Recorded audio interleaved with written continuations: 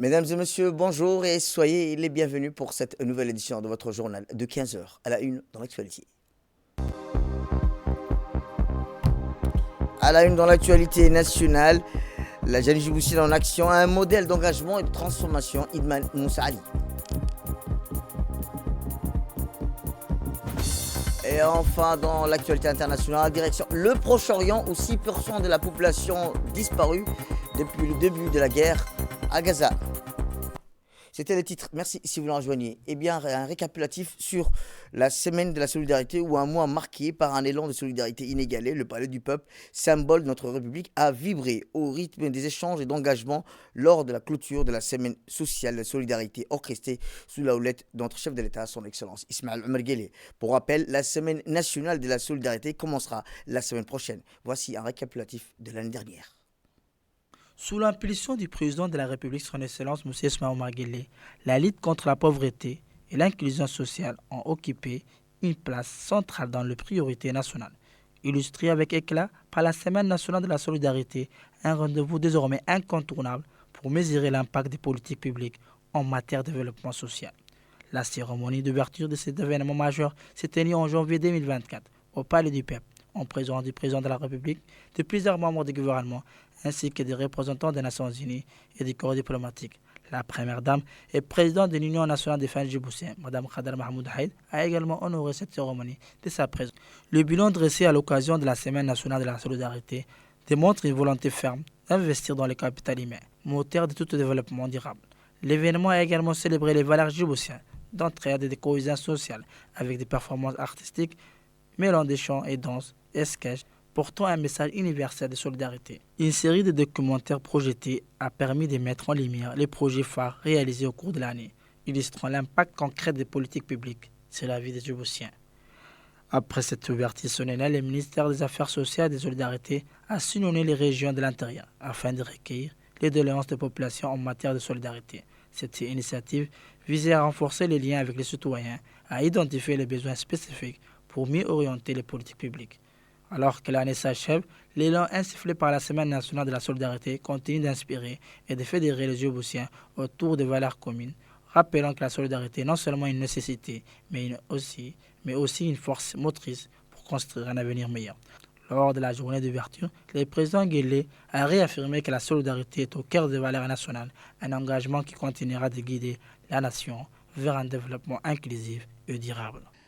Face à la question multidimensionnelle de la pauvreté, nous avons dû innover, collaborer et intensifier nos efforts pour l'éradiquer ou du moins l'atténuer. Nous avons entrepris diverses initiatives complémentaires telles que l'élaboration de stratégies, le développement d'outils de microfinance islamique, notamment à travers la création des caisses populaires d'épargne et de crédit, le CEPEC, la création d'institutions chargées de la réduction de la pauvreté comme l'Agence pour le développement social, ADDS, et un secrétariat d'État en charge de la solidarité nationale. Suite au lancement, une délégation du ministère des Affaires sociales et de Solidarité, conduite par Ouloufa Ismail Abdo, a sillonné l'ensemble des régions de l'intérieur afin de rencontrer les populations, s'informer sur leurs besoins, mais aussi leur apporter un soutien nécessaire afin de tendre vers plus d'autonomie. Et toujours dans notre magazine de cet après-midi, nous célébrons aujourd'hui un modèle exceptionnel de détermination et d'engagement, Idman Moussa Ali. Et son parcours couronné par le prestigieux Diana Award témoigne de sa passion pour les causes humanitaires et de son dévouement à l'égard de sa communauté. Aujourd'hui, nous avons l'honneur de partager son histoire, un récit d'espoir et d'action qui rappelle à chacun d'entre nous que le changement est positif et possible, peu importe notre point de départ. Que certains jeunes tracent leur chemin avec discrétion, d'autres illuminent leur parcours par un engagement hors du commun. Idman Moussa Ali fait partie de ces jeunes. Par sa détermination, sa vision et son altruisme, elle s'impose comme un modèle inspirant, incarnant une jeunesse djiboutienne ambitieuse et tournée vers l'avenir. Le 5 décembre 2024, Idman a été couronné par le Diana Award, la plus haute distinction internationale honorant les jeunes leaders. Cette reconnaissance, remise lors de la Journée internationale des volontaires, vient saluer un parcours exceptionnel qui dépasse les frontières, de Djibouti au Canada, en passant par l'Europe. Idman a grandi dans un environnement riche en diversité culturelle. Ces expériences lui ont permis de développer une vision globale et une sensibilité particulière face aux défis du monde contemporain. Après avoir obtenu une licence en développement international à l'Université d'Ottawa, elle a poursuivi ses études à l'Institut de relations internationales et stratégiques à Paris, décrochant une maîtrise en géopolitique et prospective. Mais Idman ne s'est pas contentée d'accumuler des diplômes. Animée par une volonté d'agir, elle a créé un livret numérique destiné à inciter les jeunes à s'impliquer activement dans des causes essentielles telles que l'égalité des genres et la lutte contre le changement climatique. En mentorant des jeunes et en collaborant avec des associations, elle est devenue une source d'inspiration pour sa génération. Au Canada, son rôle au sein du Conseil jeunesse du Premier ministre Justin Trudeau témoigne de son influence grandissante. Représentant l'Ontario, Idman a marqué les esprits par ses contributions, offrant même un tableau symbolisant Djibouti au Premier ministre, un geste qui illustre son attachement à ses racines. Son engagement auprès du Programme des Nations Unies pour le développement a renforcé son rôle de leader. Elle a œuvré pour l'inclusion sociale et l'autonomisation des femmes, des jeunes et des personnes en situation de handicap, intégrant des solutions innovantes dans les programmes nationaux. La remise du Diana Award propulse Idman Moussa Ali sur la scène internationale, confirmant son rôle de modèle pour les jeunes générations. Son parcours reflète le potentiel immense de la jeunesse à transformer leur communauté tout en portant fièrement les couleurs de leur pays. Cette distinction est également un hommage à la vision du président de la République, son Excellence Ismaël Omar Guelleh, qui a fait de la jeunesse une priorité. Idman incarne parfaitement cette politique, apportant fierté et espoir à tout un pays. Idman ne se contente pas de rêver d'un avenir meilleur. Idman ne se contente pas de rêver d'un avenir meilleur. Elle le façonne pierre par pierre, pierre après pierre, avec passion et persévérance. Son histoire est un rappel vibrant que chaque jeune, quel que soit son point de départ, peut devenir un acteur du changement. À travers son parcours, elle nous invite à croire en la puissance des rêves et en la capacité de chacun à bâtir un monde meilleur. Un message d'espoir à écouter et à transmettre. Autre magazine, c'est aussi un moment marquant qui est inscrit dans les annales de la diplomatie africaine. Mahamoud Ali Youssouf, notre ministre des Affaires étrangères, a pris la parole lors du débat télévisé crucial de l'Union africaine abordant des enjeux fondamentaux pour notre continent. Le 13 décembre 2024, Addis Abeba, siège de l'Union africaine, a accueilli un événement marquant, Majdala Africain, un débat inédit et révélateur des défis et aspirations du continent. Organisé dans le contexte de l'élection prochaine du président de la Commission de l'Union africaine en février 2025, ce rendez-vous a rassemblé 3 figures politiques de premier plan, captivant l'attention de l'Afrique et de sa diaspora. Sur le plateau, 3 personnalités se sont affrontées. Mahamoud Ali Youssouf, ministre des Affaires étrangères de la coopération internationale de Djibouti, Raila Odinga, ancien Premier ministre du Kenya, Richard Randriamandrato, ancien ministre des Affaires étrangères de Madagascar. Solidaires, portés par leur expérience et leur ambition, ont présenté leurs visions respectives pour un continent en quête de renouveau, en harmonie avec l'agenda 2063, développement continental. Ces formats interactifs pour des enjeux essentiels conçus pour favoriser l'échange et l'interaction. Les débats a été animés par un panel indépendant sous la direction de l'ambassadrice d'Éthiopie, Mme Giorgi, structuré en 4 volets thématiques: paix et sécurité, gouvernance démocratique, intégration économique et développement durable. Il a permis aux candidats de répondre aux préoccupations majeures des Africains tout en exposant des propositions concrètes. Plus qu'une confrontation d'idées, Majdala Africa a offert une plateforme de réflexion sur les défis actuels du continent: conflits armés, changement climatique, inégalité économique et sociale. Les interventions des candidats empreintes de convictions ont résonné comme des appels à l'action et à l'unité sous l'Union, la nécessité de construire une Afrique résiliente et solidaire. Afin d'assurer une participation maximum, le débat a été diffusé en direct sur le site de l'Union africaine avec une interprétation simultanée dans les 6 langues officielles ainsi que les réseaux sociaux. Au-delà d'un simple exercice oratoire, Majdala Africain s'est imposé comme un monument, s'est imposé comme un moment charnière pour l'émancipation démocratique du continent. Alors que le mandat de son Excellence Moussa Faki Mohamed touche fin, ce débat a marqué une étape décisive dans le processus électoral, symbolisant les espoirs d'une Afrique unie face à ces défis. Le candidat djiboutien à ses postes, le ministre des Affaires étrangères Mahmoud Ali Souf, s'est particulièrement distingué lors de ce débat. Il a ainsi démontré ses connaissances des dossiers, homme d'expérience d'exception. Il a largement devancé ses concurrents, aussi sur le plan linguistique, mais surtout de son savoir-faire. Écoutons ensemble sa vision pour l'Afrique. Si je suis élu à la tête de la Commission, je m'engage à rehausser le niveau de performance et de mise en œuvre de nos actions communes, estimées seulement à 37% à l'issue du premier plan décennal 2013-2024. En matière de paix et de sécurité, la prévention et l'alerte rapide, à travers le système continental d'alerte rapide, fera l'objet d'un renforcement concerté. Le Conseil de paix et de sécurité devra être plus proactif et les États membres en portent une responsabilité indéniable. Le Comité des sages devra obtenir les moyens de continuer efficacement son travail de médiation. J'agirai de sorte que les ressources nécessaires soient mobilisées afin de rendre réellement opérationnelles les forces en attente et je plaiderai pour une flexibilité dans l'utilisation des ressources du Fonds de la paix. Je poursuivrai avec les instances compétentes les réformes non mises en application à ce jour.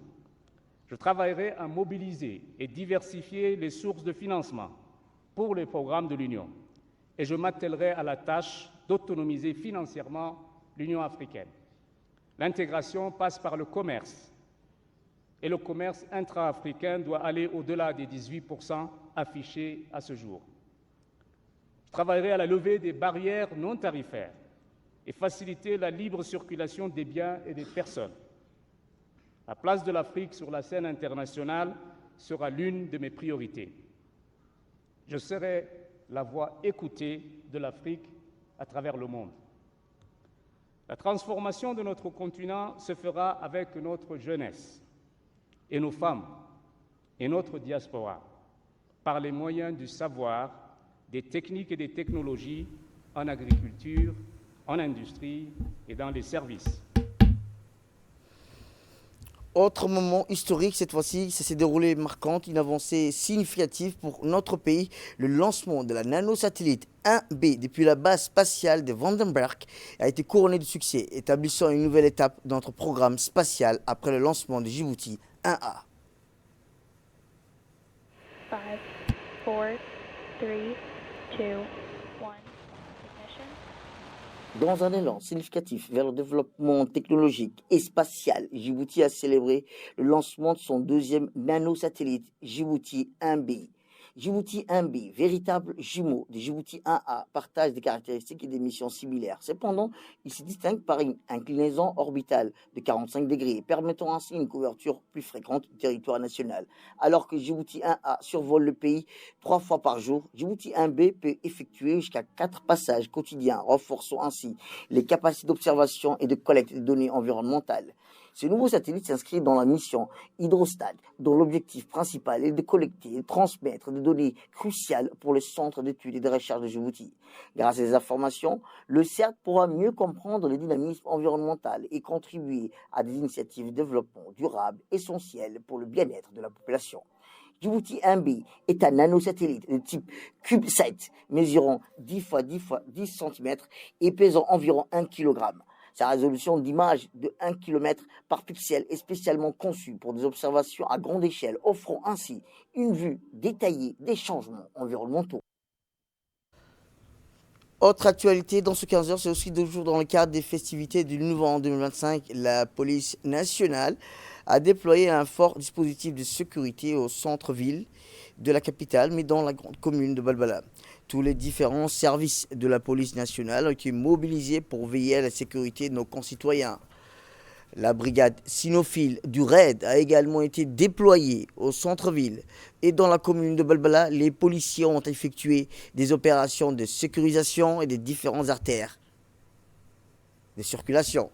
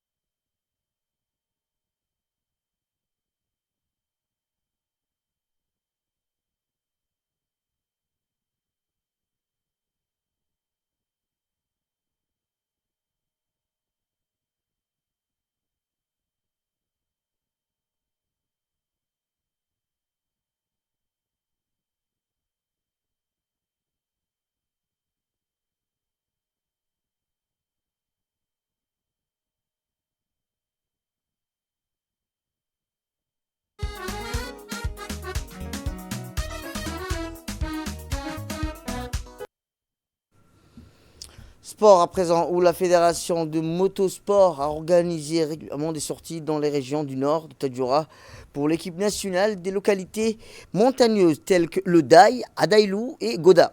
Ces sorties en montagne offrent un cadre idéal pour développer les compétences techniques des pilotes ainsi que leur endurance physique. De plus, cet engagement collectif inclut la fédération de motosport et le secrétariat d'État chargé des sports démontre une volonté de renforcer le soutien aux athlètes, d'optimiser leurs chances de succès lors des compétitions internationales. C'est également une belle occasion de promouvoir un sport national, de fédérer les passionnés autour des valeurs communes. Le suivi de cette initiative sera crucial pour évaluer leur impact sur la performance de l'équipe nationale. Il sera intéressant d'envisager des retours d'expérience qui pourraient servir à d'autres disciplines sportives également. On se déplace dans les régions pour faire des entraînements et pour faire des renforcements par rapport à notre activité qui est le motocross ou moto extrême. Donc on a eu l'honneur de vous rencontrer ce week-end sur la région du Daï et puis qui est sur la zone de Daï, de Dokaf, de Abourmadi. Et dans l'actualité internationale, comme je vous le disais, le bilan des attentats de la Nouvelle-Orléans, comme hier soir, s'est alourdi à 15 morts. Les médecins légistes de la Nouvelle-Orléans ont déclaré qu'il faudrait plusieurs jours pour effectuer toutes les autopsies qui permettent d'identifier les victimes.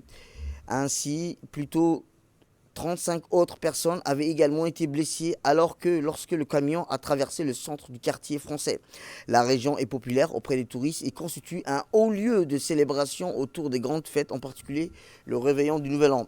La police a déclaré que l'agresseur avait conduit le camion sur un trottoir et autour d'une voiture de police qui était garée pour empêcher la circulation dans la zone afin de mener l'attaque. Environ 400 agents ont été déployés pour protéger la zone. Et au Proche-Orient, je vous le disais, 6% de la population ont disparu depuis le début de la guerre, depuis le déclenchement de la guerre. En octobre 2023, la population de Gaza a diminué de 6%, soit environ 160 000 personnes. Cette estimation relève que le Bureau central des statistiques palestinien met en lumière l'ampleur des pertes humaines. Fodous Hussein. Le déclenchement de la guerre en octobre 2023, la population de Gaza a diminué de 6%, soit environ 160 000 personnes. Cette estimation, révélée par le Bureau central des statistiques palestiniens, met en lumière l'ampleur des pertes humaines et des déplacements forcés dans l'enclave. Par ailleurs, le bureau estime qu'environ 100 000 habitants ont fui Gaza depuis le début du conflit. Ces réfugiés, principalement des femmes et des enfants, se retrouvent confrontés à des conditions de vie précaires. La guerre a éclaté en octobre 2023 à Gaza. Gaza a également été la cible de frappes massives, réduisant les quartiers entiers en ruine et rendant la vie impossible à des millions de civils. Et en Ghana, le Ghana a adopté une politique de libre circulation autorisant tous les citoyens du continent à s'y rendre sans visa à compter du 1er janvier, ont rapporté des médias africains. Le Ghana lève l'exigence du visa pour les Africains. Le Ghana a adopté une politique de libre circulation autorisant tous les citoyens du continent à s'y rendre sans visa, et ce à compter du 1er janvier 2025. Le Ghana rejoint ainsi les 4 autres États africains ayant déjà mis en place une telle mesure, à savoir le Rwanda, les Seychelles, la Gambie et le Bénin. Cette décision marque un pas important vers la promotion de la mobilité intra-africaine et de la coopération entre les pays du continent. C'est tout pour cette édition. Merci à vous de nous avoir suivis. Restez avec nous pour la suite de nos programmes télévisés.